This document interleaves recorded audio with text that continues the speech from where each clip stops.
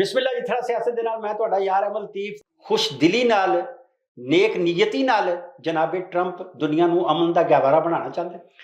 ਜਿਹੜਾ ਬੈਨ ਅਲ-ਅਕਵਾਮੀ ਮੰਜ਼ਰਨਾਮਾ ਹੈ ਇਹ ਅੱਜ ਕੱਲ੍ਹ ਇਸ ਦੇ ਉੱਤੇ ਹੀ ਫੋਕਸ ਕਰ ਰਿਹਾ ਹੈ। ਔਰ ਚੂੰਕਿ ਤੁਹਾਨੂੰ ਪਤਾ ਹੈ ਅਮਰੀਕਾ ਦਾ ਜਿਹੜਾ ਕਿਰਦਾਰ ਹੈ ਪੂਰੀ ਦੁਨੀਆ ਦੀ ਸਿਆਸਤ ਦੇ ਵਿੱਚ ਉਹ ਬੜਾ ਮਰਕਜ਼ੀ ਔਰ ਇੱਕ ਬੜਾ ਬੁਨਿਆਦੀ ਹੈ। ਇਹ ਯੂਐਸ ਏਡ ਜਿਹੜਾ ਹੈ ਜਾਂ ਮਿਲਟਰੀ ਏਡ ਜਿਹੜੀ ਹੈ ਉਹ ਜ਼ਾਹਿਰ ਹੈ ਅੱਬਾ ਜੀ ਜਦੋਂ ਬਣਦਾ ਹੈ ਬੰਦਾ ਤੇ ਉਹ ਅੱਬਾ ਜੀ ਮੁਲਕ ਜਿਹੜਾ ਹੈ ਉਹ ਸਾਰਿਆਂ ਨੂੰ ਦਿੰਦਾ ਹੈ ਤਾਂ ਜੇ ਮੈਂ ਅੱਬਾ ਅੱਬਾ ਟਿਕਾ ਰਵਾਂ ਤੇ ਸਾਰੇ ਮੈਨੂੰ ਅੱਬਾ ਅੱਬਾ ਕਹਿੰਦੇ ਰਹਿਣ।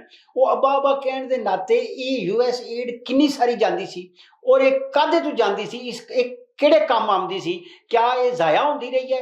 ਉਹਨਾਂ ਦੇ ਬਕੌਲ ਤੇ ਜ਼ਾਇਆ ਹੁੰਦੀ ਰਹੀ ਹੈ। ਤੇ ਇਹ ਅਗਰ ਉਹ ਮੰਗ ਲੈਣ ਜਿਸ ਤਰ੍ਹਾਂ ਯੂਕਰੇਨ ਵਾਲੇ ਕੋਲੋਂ ਆਖਿਰ ਵਾਪਸ ਲਿਆਓ ਜੀ, ਤੇ ਜੇ ਉਹ ਸਾਡੇ ਕੋਲੋਂ ਮੰਗ ਲੈਣ ਤੇ ਫਿਰ ਕੀ ਬਣੇ?